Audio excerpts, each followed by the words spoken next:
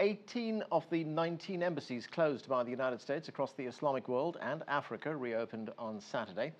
They were closed for a week due to an unspecified threat thought to be connected with Al-Qaeda in Yemen.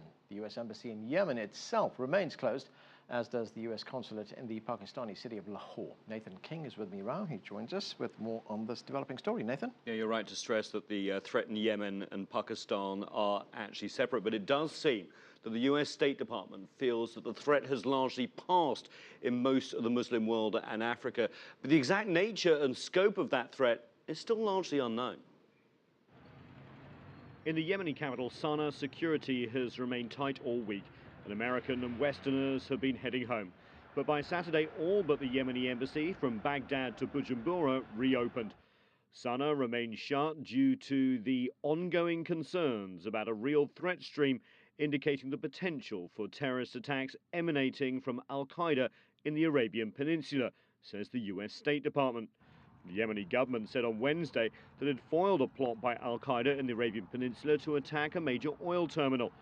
US officials, however, maintained the threat continued, and Yemeni officials have reported several US drone strikes across the country, including one on Saturday. They have killed 15 people.